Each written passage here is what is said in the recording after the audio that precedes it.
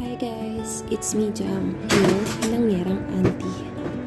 Once upon a time, I dreamed of going to Singapore para lang sa 3 kong anak. Akala ko madali lang. Pero girl, ay, hindi pala. First time ko, sobrang excited ako lumipad. Feeling ko, artista ako sa pelikura. Pero nung dumating ako dito, boom, reality check. Hindi ka Disney princess dito. You're more like Cinderella without fairy godmother. Sa trabaho, kailangan mo maging matibay bawat sakit, pero walang mag-aalaga sa'yo.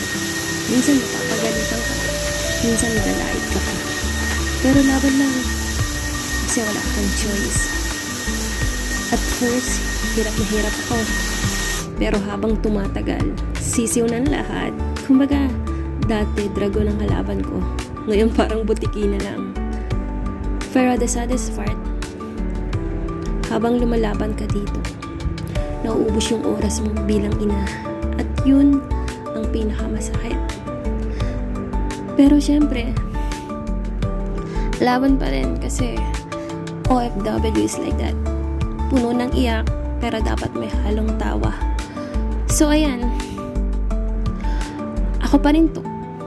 Inyong pilangerang auntie at certified yaya ng Singapore. Hi. As you can see guys, hindi ganun talaga.